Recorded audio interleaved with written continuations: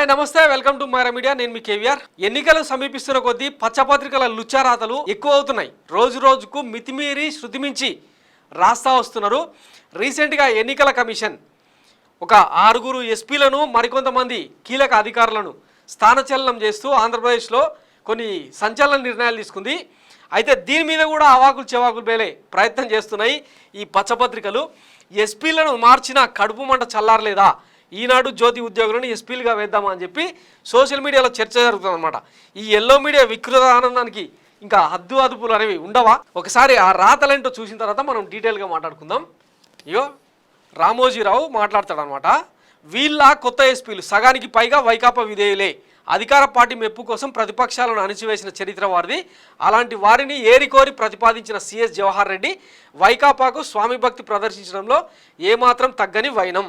3 జిల్లాలకు కొత్త కలెక్టర్లు, గుంటూరు రేంజ్ ఐజీగా సర్వశ్రేష్ఠ త్రిపాఠి, 5 జిల్లాలకు నూతన ఎస్పీలు, వేటుకు గురైన వారి స్థానంలో నియామకం.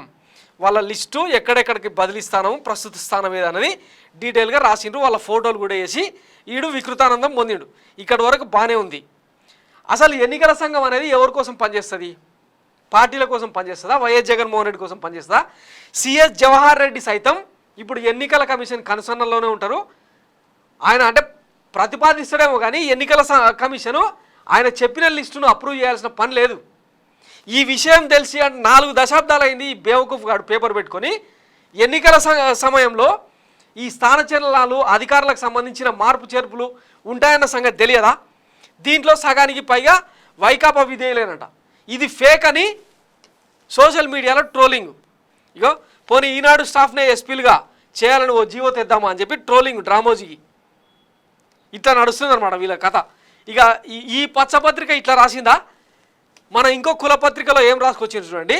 ఈసీ డైరెక్ట్ ఛార్జ్, హెడ్డింగ్ అర్థమవుతుంది కదా. ఈసీ డైరెక్ట్ ఛార్జ్ అంటే ఈసీనే డైరెక్ట్గా వీళ్ళను స్థానచలనం చేసింది. మరి ఏ వార్త కరెక్టు?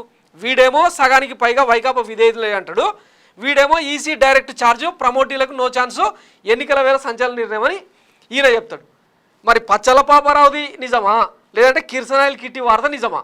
మీలో మీకే క్లారిటీ లేకపోతే ఇంకా జనాన్ని ఏం చైతన్యం చేస్తారు? ఇంకా కొత్త కలెక్టర్లు ఎస్పీలుగా డైరెక్ట్ రిక్రూటీలే. కృష్ణాకు బాలాజీ, అనంతకు వినోద్ కుమార్, తిరుపతి కలెక్టర్గా ప్రవీణ్ కుమార్, గుంటూరు రేంజ్ ఐజీగా సర్వశ్రేష్ఠ త్రిపాఠి, ప్రకాశం, పల్నాడు, చిత్తూరు, అనంత, నెల్లూరు జిల్లాలకు నూతన ఎస్పీలు. నియామకాల్లో నిక్కచ్చిగా వ్యవహరించిన ఈసీ. ఇక్కడ చూడండి, నియామకాల్లో నిక్కచ్చిగా వ్యవహరించిన ఈసీ. ఈయననేమో ఇట్లా రాసుకొస్తాడు. ఈ పచ్చల పాపారావేమో సగానికి పైగా వైకాపా విధేయులే అని చెప్పి రాసుకొస్తాడు. ఈ కడుపు మంట ఇంకా చల్లారదా? రాష్ట్ర సర్వీస్ అధికారులపై రాజకీయ వ్యక్తులు, అందుకే వారికి నియామకాలు నో. క్లియర్గా చెప్తున్నాడు కదా. రాష్ట్ర సర్కారు ఒత్తిడి చేసిన ఎన్నికల కమిషన్ మీద వాళ్ళకి నో చెప్పిందంట ఎన్నికల సంఘం. తర్వాత ఆర్ఆర్ జాబితాలో పంపాలని స్పష్టీకరణ, డైరెక్ట్ అధికారులకే పోస్టింగ్లు, తక్షణమే బాధ్యతలు చేపట్టాలని ఆదేశం, ఆ వెంటనే సిఎస్కు ఉత్తర్వులు. సో ఇదే అనమాట. వీళ్ళకే క్లారిటీ లేదు, ఏం వార్తలు రాస్తారు. మళ్ళా సుదీర్ఘ పాత్రికేయ అనుభవం, పత్రికలు నడిపిన అనుభవం ఉన్న ఇట్లాంటి లుచ్చగాలను ఏమనాలి? ఇంకా ఏకంగా ఏబి వెంకటేశ్వరరావు, సస్పెన్షన్కు గురైన ఏబి వెంకటేశ్వరరావు సీనియర్ ఐపీఎస్ అధికారి, ఆంధ్రప్రదేశ్కు సంబంధించిన ఆయనను డీజీపీగా నియమిస్తారని చెప్పి ఇంకా కొన్ని చోట్ల సోషల్ మీడియాలో ఫేక్తా ఉన్నారు. ఏబి వెంకటేశ్వరరావును గతంలో ఇజ్రాయెల్ నుంచి ఇంకా పలు దేశాల నుంచి ఫోన్ ట్యాపింగ్లు, రకరకాల ట్యాపింగ్ల కోసం ఇంటెలిజెన్స్ చీఫ్గా ఉన్నప్పుడు ఆయన పలు పరికరాలు తెప్పించి ప్రత్యర్థి నేతల సీక్రెట్లన్నింటినీ కూడా ప్రభుత్వానికి అందజేసిందని చెప్పి ఏబి వెంకటేశ్వరరావును సస్పెండ్ చేసింది. ఎవరు? జగన్మోహన్ రెడ్డి సర్కార్ వచ్చిన తర్వాత. దాని మీద కోర్టు ఆదేశాలు ఇచ్చిన తర్వాత 2022 ఫిబ్రవరిలో సస్పెన్షన్ ఎత్తేసిండ్రు. మళ్ళా సిఐటి అంటే క్యాట్కు అప్పీల్ చేసిన తర్వాత అదే 2022 జూన్లో ఆయన మీద మళ్ళీ వేటు పడింది. ఇప్పటికీ కూడా ఆయన సస్పెన్షన్ మీద ఇంకా క్యాట్లో ఎంక్వైరీ జరుగుతూ ఉంది. Cat means central administrative tribunal.